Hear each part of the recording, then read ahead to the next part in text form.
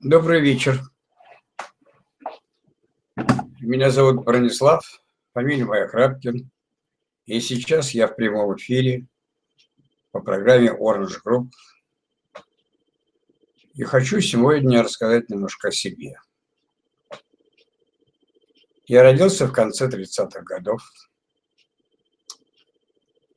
А это говорит уже о многом, потому что я один из тех, кто пережил Вторую мировую войну, будучи совершенно мальчиком. Мы познали всю тягость вот этих послевоенных лет. И всю жизнь я мечтал потом стать человеком творческим. Хотел быть артистом, занимался этим усиленно. Хотел поступить в ГИТИС.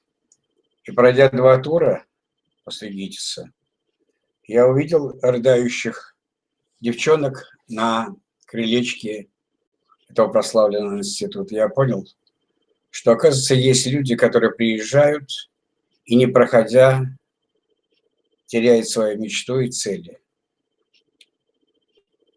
И на 3-й тур я не пошел, а мечта осталась.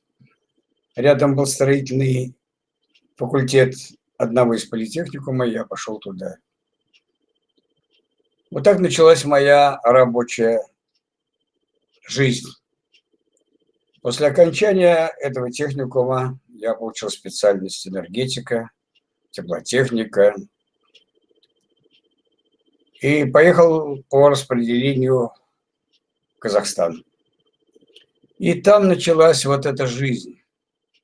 Тяжелая, трудная. Нам сказали, москвичи, и определили нас в бригаду строителей и монтажников. Ну и началось познание жизни.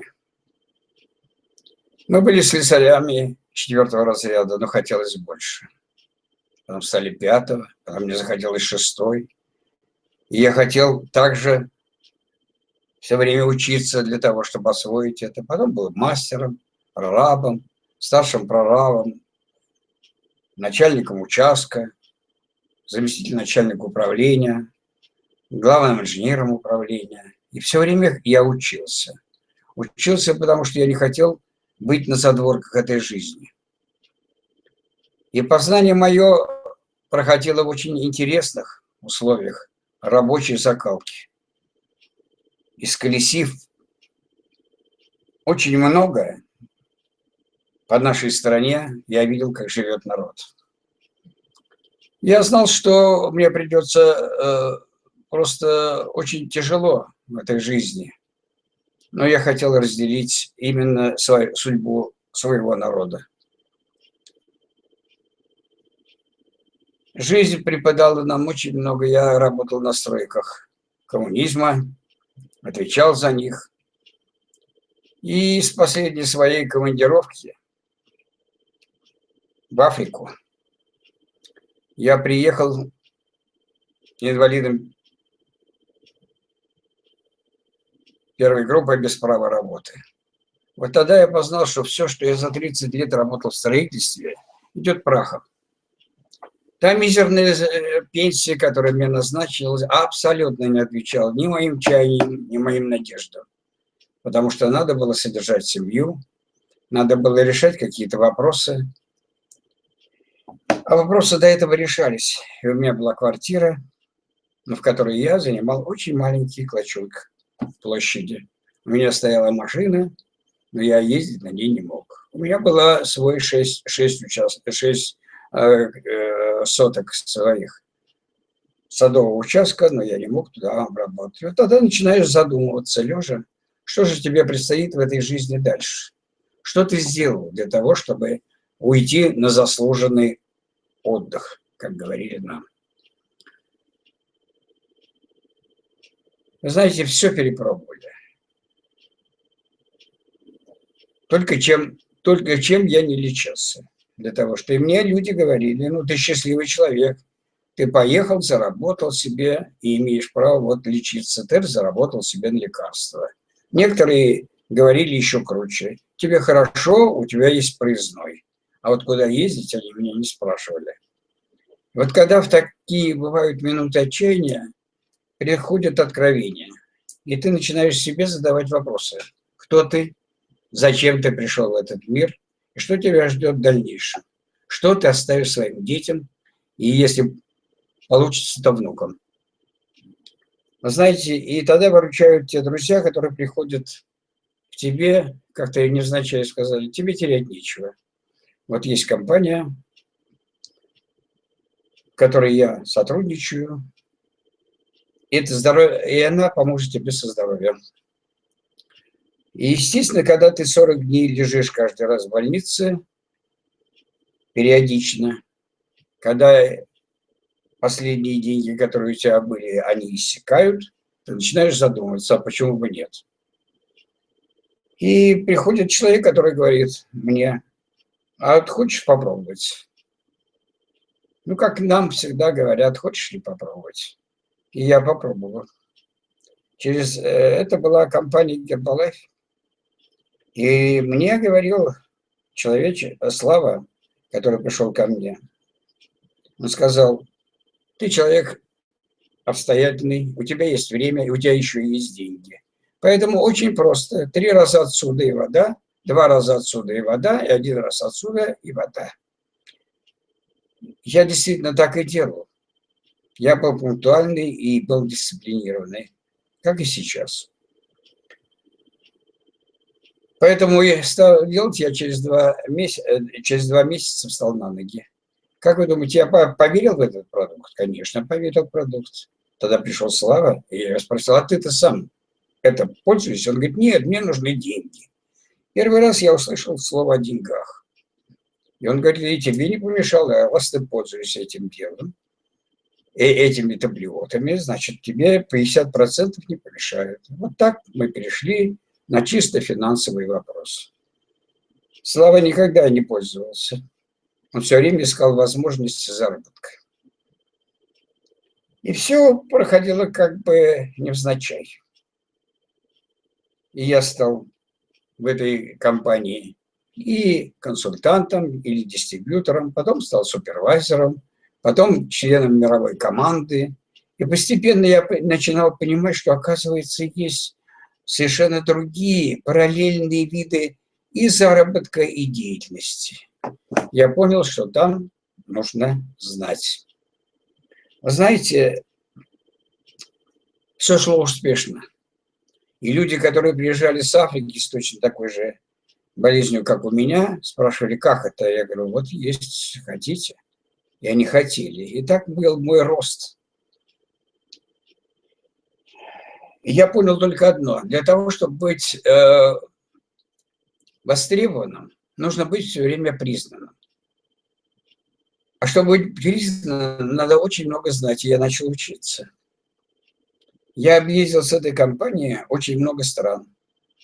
И первое, куда я поехал, в какую страну, а это была Америка. То есть туда, куда сейчас компания Reflame именно в это место будет в этом году направлять своих консультантов. И своих директоров, исполнительная конференция будет там. Именно там. Тогда я впервые увидел этих людей мирового масштаба. И я понял только одно, что когда ты задал себе целью только материальные блага, то это не мое, потому что здесь надо быть специалистом и профессионалом своего дела. А я не заканчивал, никакого медицинского образования у меня не было. И мне было больно, если бы меня приняли за какого-то шарлатана. Но и я стал интересоваться. Я понял, что тот Гербалайф, который находится в Америке, это совершенно другой Гербалайф, который у нас сюда привезли из Израиля наши бывшие соотечественники. И я понял, что мне нужно что-то делать. И надо искать компанию, которая была бы мне по душе. Потому что я был специалист в строительстве, но ни в коем случае не в добавках, и ни в коем случае не в БАДах, и не в остальном. Мы стали искать. Но я не стал ждать, и я ушел раньше.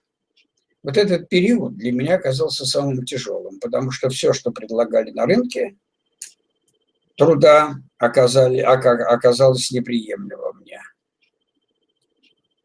Я искал свою компанию. Я находил компанию, которая соответствовала, но потом я понимал, что это нужно делать точно такое же производство, которое было раньше у меня на государственной службе. Но состояние здоровья не позволяло это делать, и поэтому надо было искать. И я знал уже, что я ищу, что мне нужно.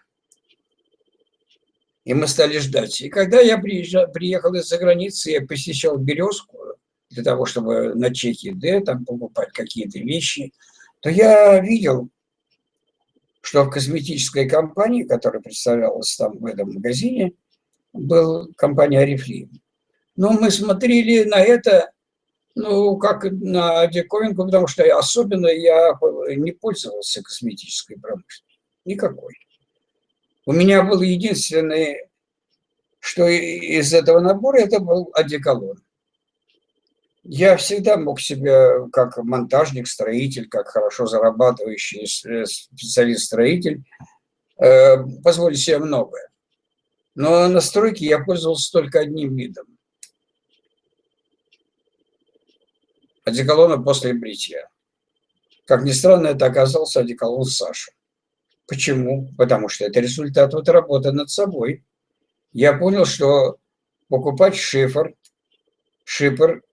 который был там, или еще какой-то такой вот дорогой, не имело смысла.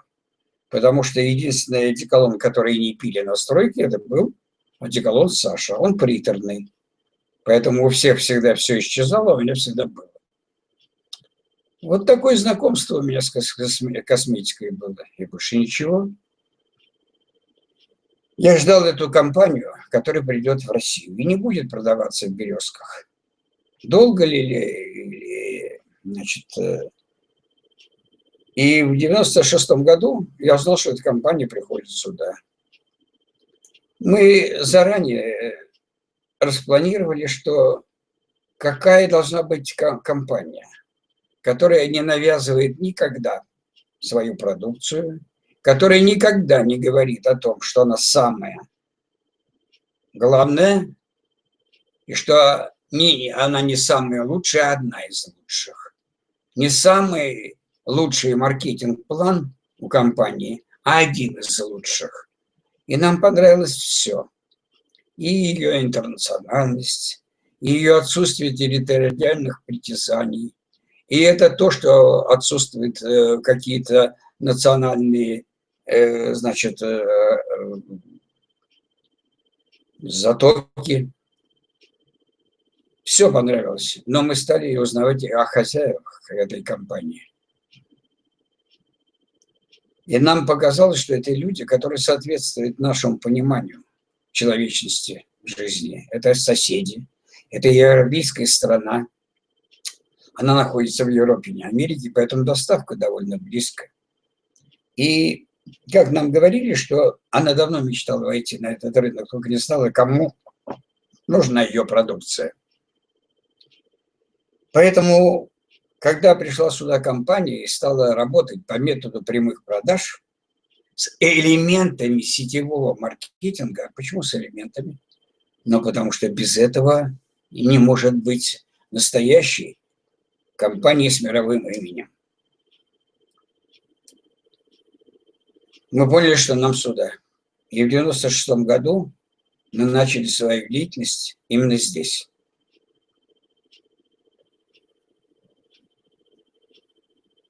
Почему быстро? Ну, потому что было все понятно. И нам компания стала платить за нашу творческую, педагогическую деятельность, результатом которой становится мой товарооборот и товарооборот компании в целом. Мы понимали, кто здесь главный, хотя понимали, что мы к созданию этого продукта, созданию каталога никаких никакого, никаких действий нет. Ни материально мы не помогали компании, она все сама. И все риски, которые есть, она брала на себя, оставив нам самое главное. Это пользоваться и приглашать людей пользоваться. И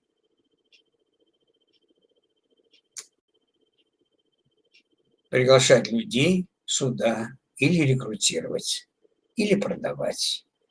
Но мы, люди с высшим образованием или с каким-то другим, мы всегда говорили всегда, что мы не продавцы, хотя все время продавали.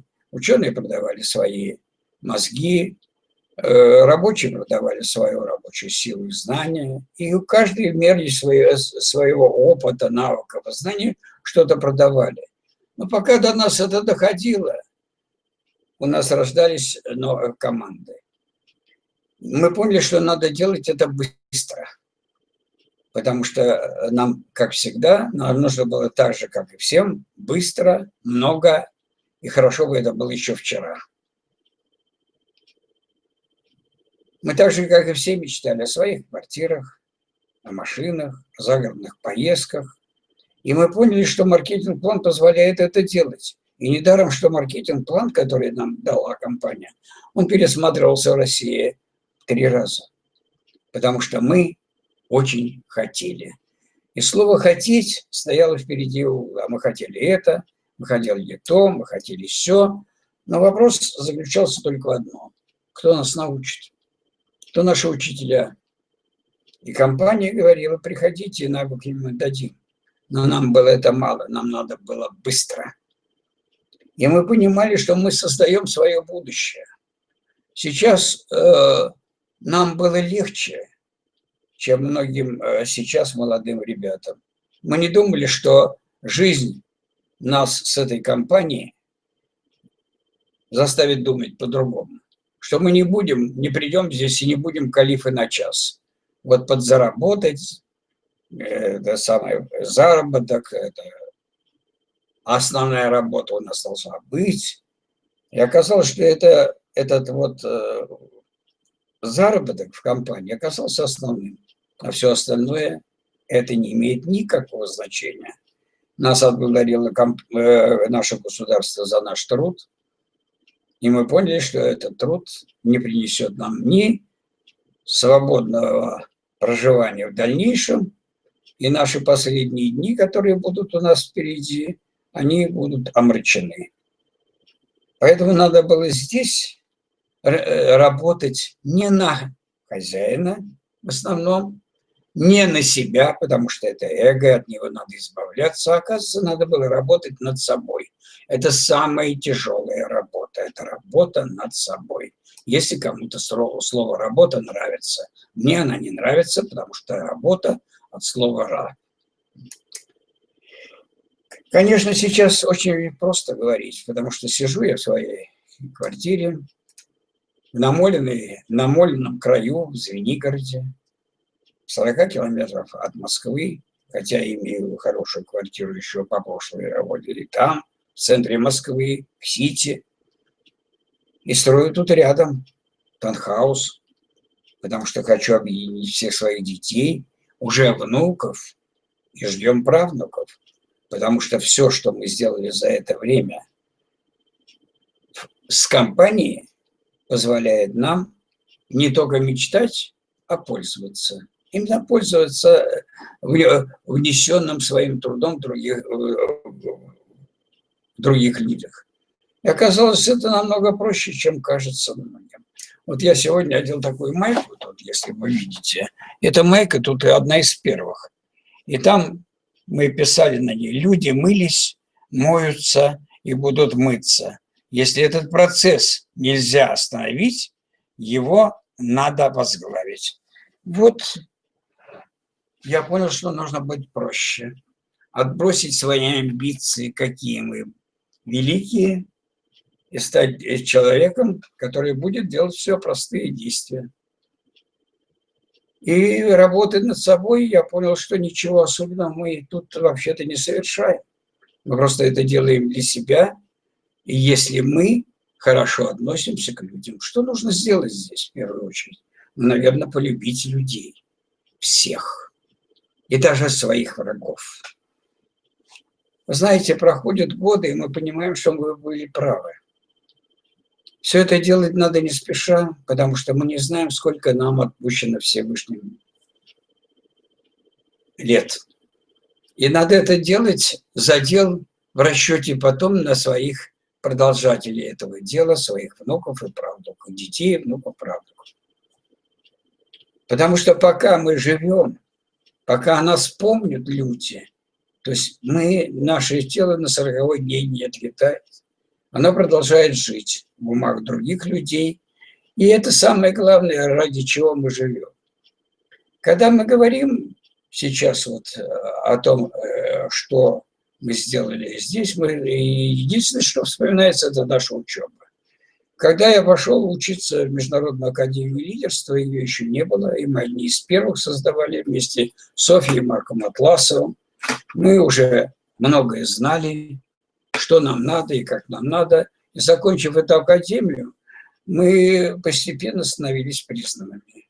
Потом мы заканчивали другие, мы ходили на все мероприятия, мы ездили по всем странам, мы учились у самых великих дистрибьюторов мира. Вы знаете, я проехал очень много стран для того, чтобы увидеть, когда это было возможно, чтобы можно было учиться и на практике осуществлять вот эти свои знания, конечно, только в сетевой компании. Жизнь позволяет нам сейчас это делать, потому что настала другая эра, и мы с вами счастливчики.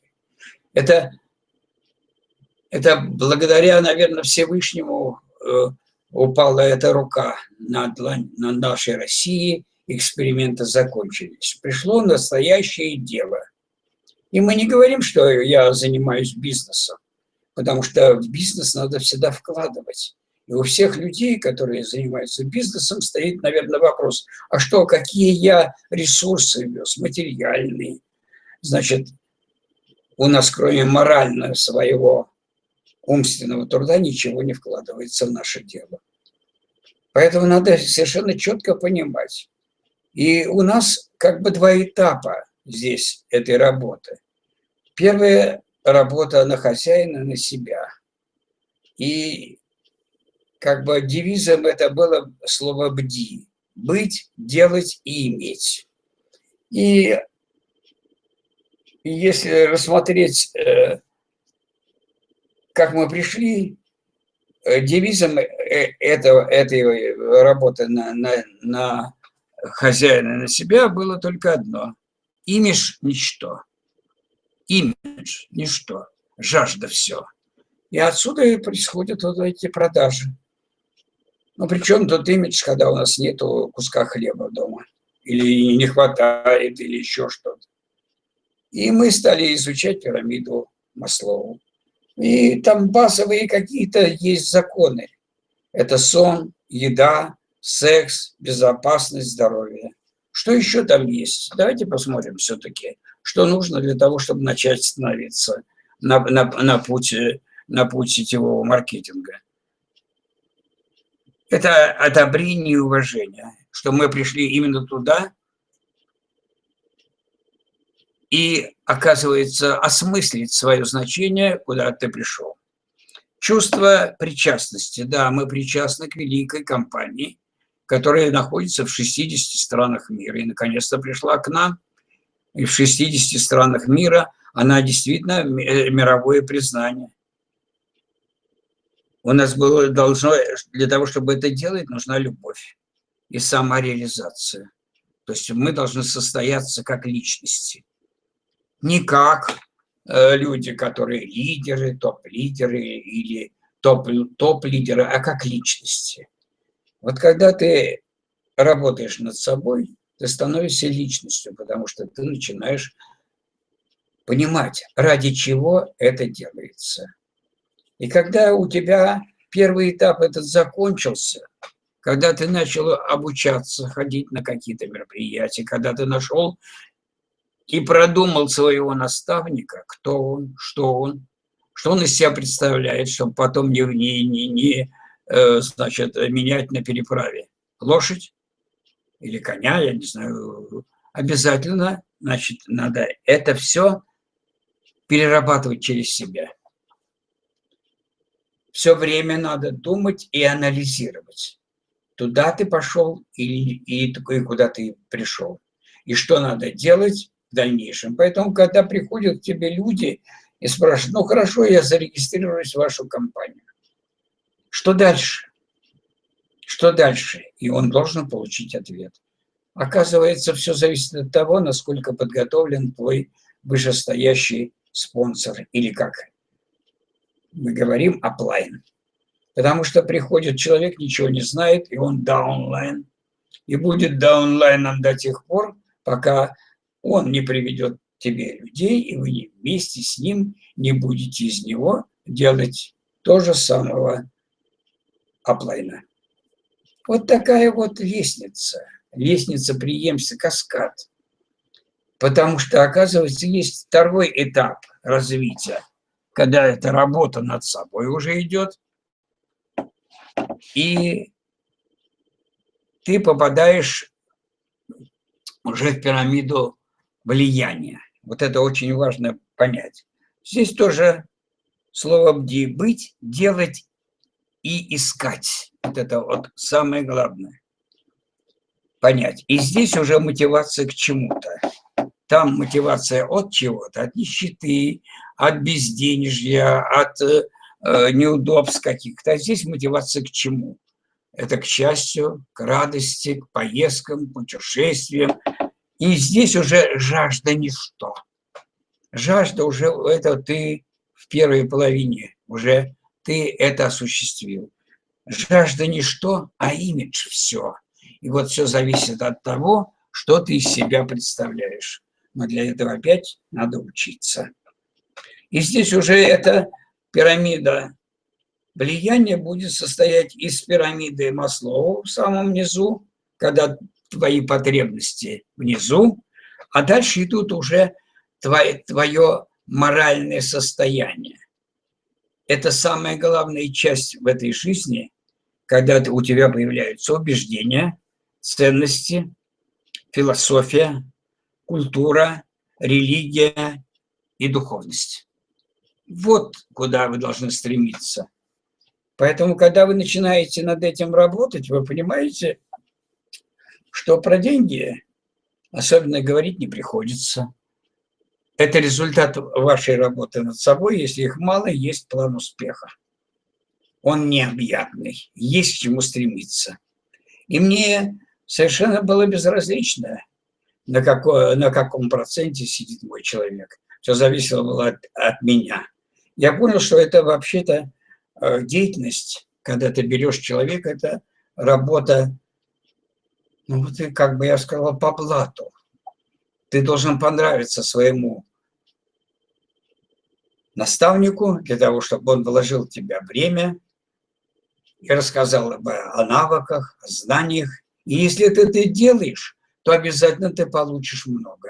Надо помогать только тем, кто что-то делает. И делает так, что у него есть результат. Мы очень плодотворно работали эти годы. Знаете, вершиной, конечно, я считаю своей работы совместной, совместно в команде, это тогда, когда в один прекрасный момент на сцену поднялись из нашей ветки сразу 7 исполнительных директоров. Это был триумф. Конечно, это результат. Конечно, это было то, но самое главное, что это были люди, которые уже самостоятельно делали то и делали лучше нас. Я никогда не ждал людей, которые бы делали так, как я. Потому что только мозговой штурм многих позволяет делать эту работу над собой лучше и легче. И сейчас в нашей команде, начиная от новичков до президентов, вот она жизнь. И у них своя жизнь. И когда ты поучаствовал в чьей-то жизни, и они говорят тебе спасибо, и делает даже больше, чем ты, вот это и есть счастье в жизни. Когда ты потерял много своих качеств, зависть или еще что-то такое, вот неприязнь или нежелание. Вот это и есть то, ради чего мы живем. Когда приходит новичок, моя задача выяснить, кто он и что, зачем он пришел в сетевой маркетинг. Во-первых, в первую очередь, и в частности от компании, что он хочет от компании Oriflame. По-разному складываются ответы, но в основном ответы «хочу денег». Деньги, я понимаю. Я никогда не говорю, что нет денег. Здесь, конечно, есть деньги. Деньги никто не отменял. Но вот вопрос какие? Если приходит человек, и я спрашиваю, что ты хочешь? Он говорит, да здесь нарубить капусту, уехать отсюда к чертовой матери из этой страны. Он меня вообще не интересует. Потому что я буду вкладывать свое свободное время, буду вкладывать в него знания, буду вкладывать свою энергию, страсть, с которой мы пришли сюда передавать, а он уедет, и ни тебе здравствуйте, ни мне спасибо. Поэтому тут нужно все прекрасно знать. Наша задача – отказать тем, кто только говорит. Мы будем обязательно отдавать себя и свое время, и свои знания, а знания не маленькие, потому что мы закончили Международную академию лидерства, мы стали профессионалами России, мы закончили Академию Томаса Райтера, а это очень много, мы много у кого учились. И когда человек говорит, я знаю, спросите, что он знает. Задача наша только одна. Я знаю, что я ничего не знаю. И профессионалов у нас в России нет вообще. У нас нету профессионалов-хирургов. Потому что если ты хирург, но в 60-70 лет, если у тебя болезнь Паркинсона, то ты уже никакой не профессионал-хирург, ты пенсионер и невостребованный. Так же, как в компании Oriflame невозможно стать профессионалом, хотя звание есть. Почему? А потому что, оказывается, каждые 21 день приходит новая продукция. Казалось бы, я все знаю, но 40 прошло 21 день, и новых 40 новых продуктов я ничего не знаю. И надо начинать опять учиться. Учиться надо здесь. И надо действовать не профессионально, а профессионально действовать. Вот когда ты профессионально действуешь, тогда все получится. Если бы у нас были профессионалы-экономисты, у нас бы не было дефолта, у нас бы не было того, сего. Если бы были грамотные политики, профессионалы. Нет, они просто выполняют свою работу так, как они это могут. Поэтому для нас это самое главное для нас. И мы сотрудничаем с компанией, нам платит компания за педагогическую нашу деятельность, за результат, который мы делаем для себя, когда мы пользуемся, приглашаем людей пользоваться. Все очень просто. Мы играем в игру под названием Oriflame по правилам компании. И вот нарушение таких правил приводит к срыву, потому что люди приходят и уходят, не узнав, в чем же здесь вообще-то соль, в чем здесь фишка-то в этой работе над собой. Вот это очень важно понять. Когда я говорю об этом, я говорю сейчас это спокойно, потому что я отвечаю не только за себя, а за тех людей, которым я имел неосторожность пригласить сюда. А если я пригласил, я должен ему обязательно, терпеливо рассказать об этом. Мне не нравятся, конечно, эти вебинары. Вы меня видите, я вас нету. Но уже такое благо, как интернет, такое благо, как то, что я могу говорить, и говорить потом, и меня могут слышать. Если раньше мы для этого уезжали черти куда, в Магадан, Мирный, Усть-Кут Иркутской области, Липецк, ну, я не знаю, Армения, куда угодно, и мы все бросали и ехали, подвергая себя, вообще-то, на определенные неудобства в этой жизни, то теперь есть скайп. И я прекрасно провожу эти сеансы по скайпу. И не надо ездить. Так же, как и раньше предполагалось, что ты можешь строить организацию свою, не выходя из подъезда. Потому что, оказывается, это нечто большее, чем мы думаем хорошо. Потому что пришло на смену многоуровневый сетевой маркетинг, который мы практически еще не начинали развивать в России. Мы занимаемся пока вот тем, что мы учимся, и придет время, и мы обязательно будем заниматься. И наша компания нас не обманывает. Она делает все время новую продукцию, качественно, строит здесь заводы. Никто из косметических компаний здесь такого завода не построил, кроме компании Reflame. И уже второй этот завод. И мы были участниками вот этих вот всех вот деяний, которые делает эта компания. Нам близкие чаяния, надежды вот, людей, которые пришли сюда. Они принесли нам рабочие места. Ничего наше государство не вложило в то, чтобы создать команду Reflame в России. Это пока что в России я беру в 1 миллион человек. 1 миллион человек. Да если бы, оказывается, была другая компания и ушла бы из страны, как европейская компания, у нас бы сейчас на рынке безработных труда оказалось 1 миллион человек, и еще бы 2 миллиона – это их семьи в среднем. Поэтому то, что делает компания для нас, это вот такое вот руку помощи благородные. Но не сказать, что это не так, потому что сюда пришли умные, интересные, интеллигентные люди. Сколько будет продолжаться, когда мы будем приглашать всех? Наверное, столько, сколько вот раньше Моисей водил по пустыне и выводил из рабства 40 лет. 20 прошло. Оказывается, еще 20 надо. Когда будут очереди, вы сейчас, молодежь, должна быть готова к тому, что придут люди и будут стоять в очереди, и будут искать наставников, у которых можно чему научиться, которые не скажут: а я не знаю. Я не знаю, как тебе ответить, и будет искать ответы долго и не объяснить, зачем, почему. Поэтому вот здесь вот все, на все есть ответы. Надо только найти себе наставника и каждый раз говорить: ты меня пригласил, дай мне знания, пригласил, дай мне знания. Когда человек говорит: только я хочу, ничего не делает, это пессимист. А когда он говорит: хочу, хочу и могу, то это оптимист. Вот это очень важно понять. Мы работаем только с оптимистами и людьми, которые имеют вот то, о чем я говорил: гражданскую позицию, нравственность. Нам нужны люди порядочные. Ведь в основном сетевики работают для интеллигенции.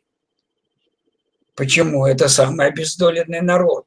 Это учителя, врачи, это вся передовая интеллигенция нашей страны.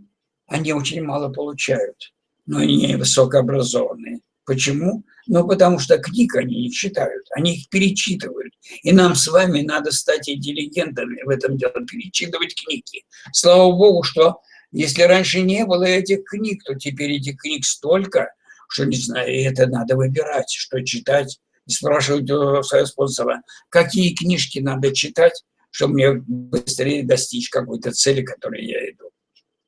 Не засорять свои, не сидеть очень долго у компьютера, назначать встречи, и мы должны быть с вами востребованы. Но будем востребованы только тогда, когда будем, оказывается, признаны. Вы знаете, никогда не думал, что за 30 лет работы в строительстве я буду в свои годы получать пенсию по инвалидности, полученную в командировках и со всем делом, и у меня не будет возможности прожить остаток своих лет, ну, хотя бы в благе и то, что я заслуживаю. Но здесь буквально за несколько лет мы осуществили многие свои мечты и даже поняли, что этих мечт, наверное, много не надо.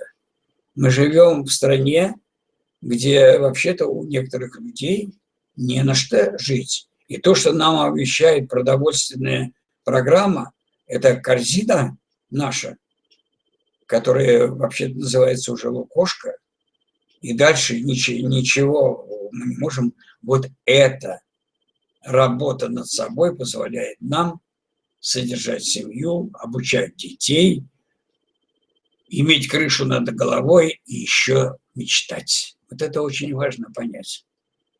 Жизнь так коротка и так стремительна, что сейчас каждый наш день – это на вес золота.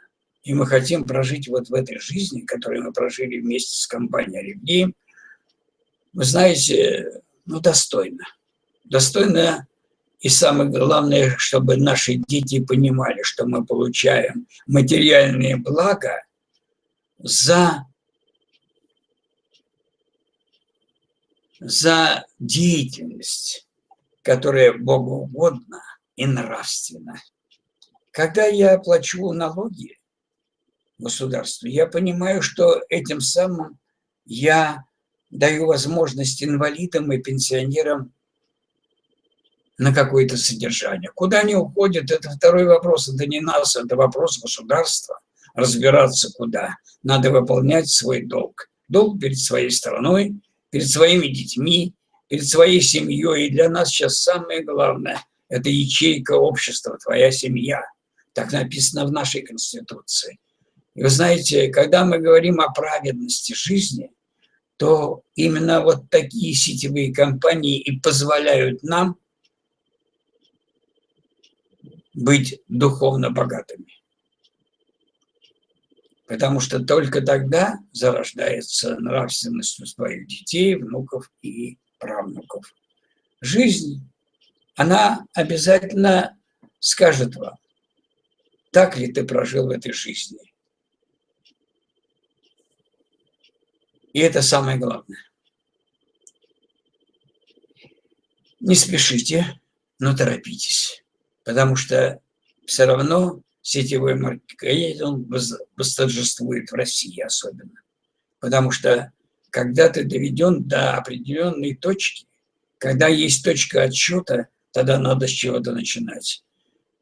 Как бы ни было тебе тяжело, но знай, что через 20 лет только сетевой маркетинг спасет ту экономическую систему, которая была заранее провалена. Социалистическая экономика не состоялась, капиталистическая не пришла, а на смену пришел переходный период, который уже длится очень долго. А ждать мы не можем. Жизнь проходит. И мы хотим прожить эту жизнь так, ну, как говорил Магнус однажды. Давайте поднимем бокалы за то, что хотел российский народ всегда, чтобы у него было все, и ему за это ничего не было. И поэтому мы с благодарностью говорим компании: спасибо, что вы сделали то, что не сделали наши руководители. Не дали нам возможность думать так, как мы хотим, действовать, как мы хотим. И слава Богу, что мы не стали свободны, а стали вольны в исполнении своих желаний. Я надеюсь, что к нам придет много очень молодых, интересных, да и людей среднего возраста, да и пожилых особенно, потому что на старости лет нам надо тоже куда-то свои силы влять. Вы знаете, Тамила Полежаева всегда нам говорила: если не знаешь, что делать, но делай что-нибудь. Если не знаешь, с чего начать, начни с себя. И вот здесь ваша самая главная задача – начать с себя. И не надо тиранить своих родственников, не надо никого тянуть. Ваша задача – отказать только тем, что никто не хочет. Кто не хочет это делать и хочет доживать в нищете и в бесправии. Мы хотим быть людьми, которые по праву называются Homo sapiens, человек разумный. А уговаривать кого-то быть материально обеспеченным и тащить его за уши мы не собираемся. Мы люди, которые узнали, что же такое счастье. Вот это очень важно понять. Вот мое краткое выступление. Мы можем с вами говорить очень долго о том, что мы за эти 20 лет сделали. И очень рад, что у нас все время больше и больше. Я очень рад, что я отдал часть своей жизни людям, которые поверили в меня. И сейчас, когда Алексей Колтун создал Orange Group, я тоже пришел сюда, хотя не очень мне нравится онлайн, потому что мне не все нужны. Это с какого-то перепугу я буду тратить свое свободное время на тех людей, которые просто заходят в сеть и хотят быстро. Нет, надо постараться поискать. Но 20 лет назад мы же приходили сюда, мы же искали. Где же эти люди, которые ищут?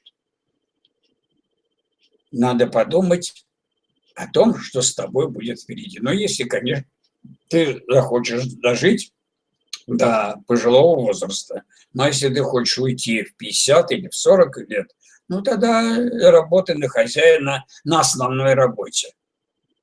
Тогда надо обязательно научиться кланяться, научиться быть покорным. А если этого ты не хочешь, ну только в сетевой маркетинг, никто тебя в скором времени упрашивать даже не будет. Придет время, и будет стоять очередь. Но очередь может быть и не к тебе, потому что ты делаешь только продажи, потому что ты делаешь только рекрутирование. Оказывается, надо слушать и слышать. Слушать людей, слушать учителей, но слышать только себя. Никто нас не может научить. Никакой ни учитель, ни преподаватель, ни в институте, ни в этом самом. До тех пор, пока ты не поймешь, что у нас можно научиться.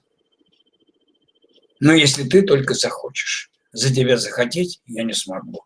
Приходи и получишь все только тогда, когда научишься спрашивать. И быть пытливым, и не просто любознательным, но не просто любопытным, а человеком, который знает, что он хочет. На какую сумму дать тебе знаний. И человек, который хочет 1000, одну только $1000, я не буду рассказывать, как иметь их 10. Но зачем же я буду тратить свое время? Мы его научим, что надо сделать на $1000 или на 1000 рублей.